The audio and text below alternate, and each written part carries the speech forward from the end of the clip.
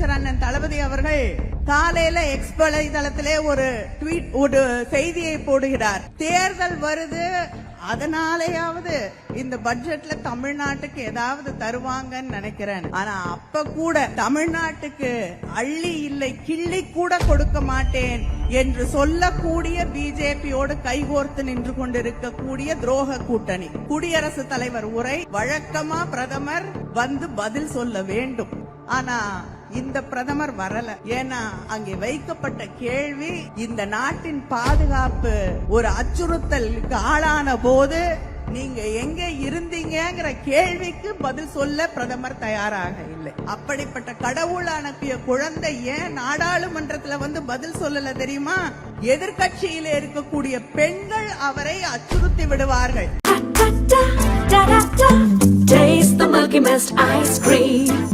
Milky Mist ice creams.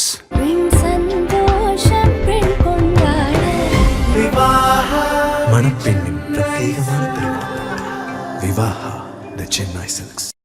இவ்வளவு பெரிய இளைஞர் கூட்டத்தை பார்க்கும் பொழுது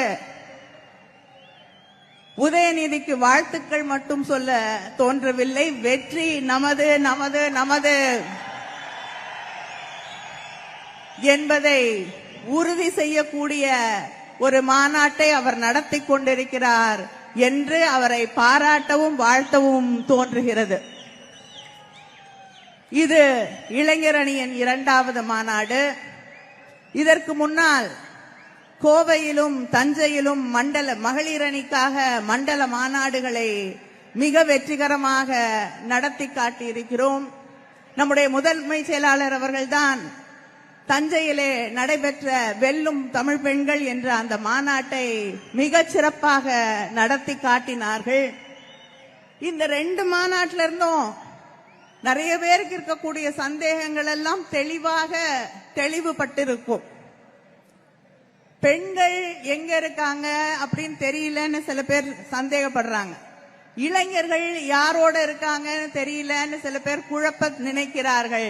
இந்த 2 மாநாட்டுக்கு அப்புறம் நான் உறுதியாக சொல்லுகிறேன், பெண்கள் இளைஞர்கள் அத்தனை பேரும் நம்முடைய அண்ணன் தளபதி அவர்களோடு முதலமைச்சர் அவர்களோடு தான் இருக்கிறார்கள் என்பது தெளிவாக தெரிகிறது. இங்கே தமிழ்நாட்டில் இருக்கக்கூடிய இளைஞர்களுக்கும் பெண்களுக்கும் தெளிவாக தெரியும் யாரோட இருந்தா தமிழ்நாடு பாதுகாப்பாக இருக்கும் என்று. நமக்கு எதிராக ஒரு கூட்டணி உருவாகி இருக்கிறது.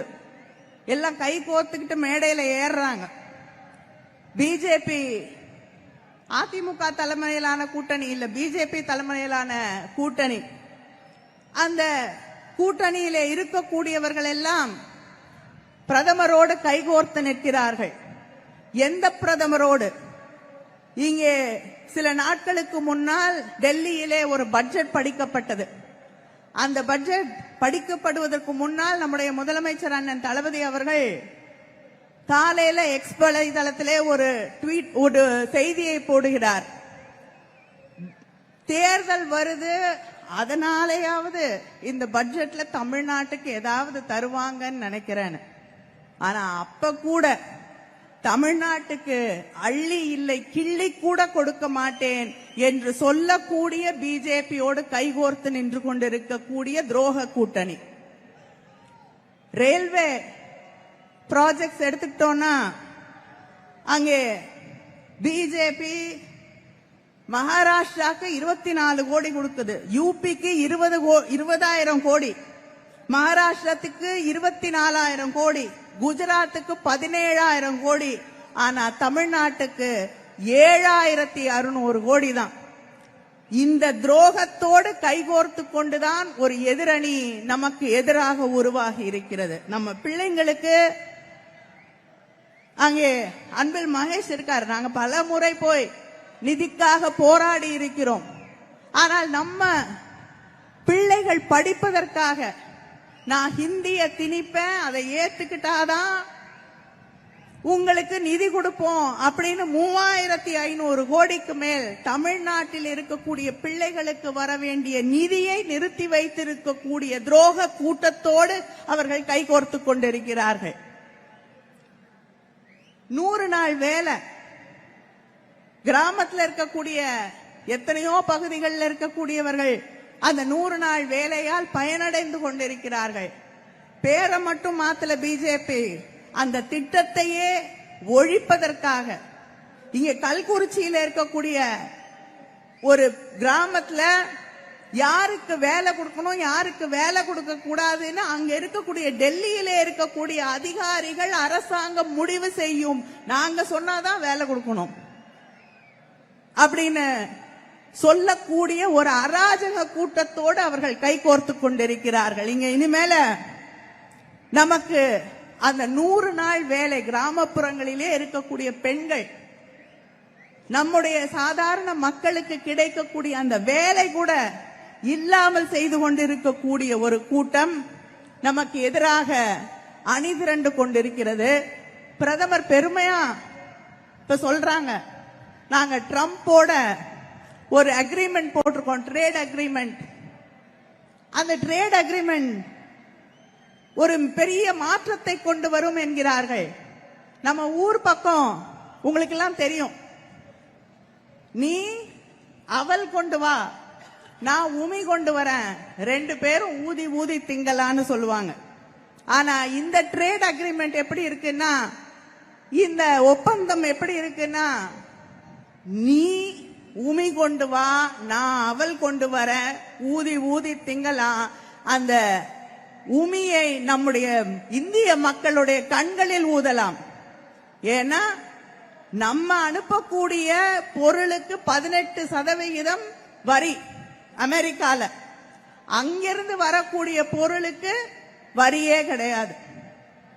இங்க இருக்கக்கூடிய விவசாயிகளுடைய நிலை, அங்க இருக்கக்கூடிய விளை பொருட்கள், அங்க இருக்கக்கூடிய அந்த விவசாயிகள் விளைவிக்கக்கூடிய அமெரிக்க பொருட்கள் இங்கே கொண்டு வந்து சந்தைப்படுத்தப்படும். நம்ம விவசாயிகள் விளைக்கக்கூடிய எதுவும் அவங்களோட கம்பீட் பண்ண முடியாது, ஈக்குவலா இருக்காது. ஏன்னா அவங்க மாட்டுக்கு புல்லு கூட 10,000 ஏக்கர் தான் போடுவாங்க, அவ்வளவு பெரிய நாடு. நான் போட்டி போட முடியுமா?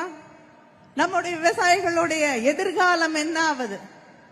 ஆனா இது எதுக்கும் பதில் சொல்ல மாட்டார் மோடி. பதில் சொல்லுவாரு நினைச்சோம்.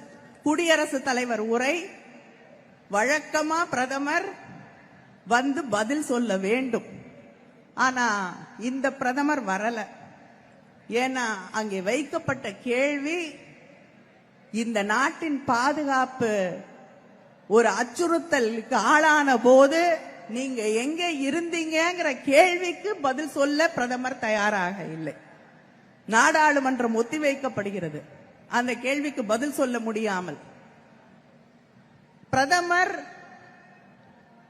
எல்லாரையும் நீக்கிட்டாவது வந்து பதில் சொல்லுவாருன்னு எதிர்பார்த்தோம், வரல.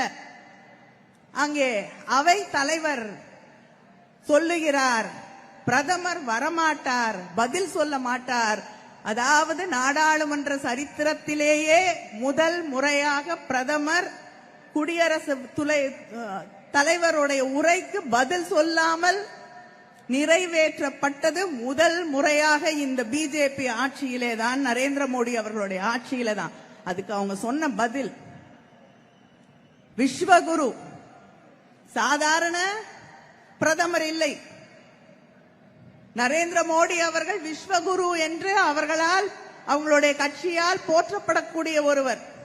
அவரே சொல்றாரு, நான் கடவுளால் அனுப்பப்பட்டவன், என்னுடைய அம்மாவுக்கு மட்டும் பிறந்தவன் இல்லை, நான் கடவுள் அனுப்பிய குழந்தை என்று.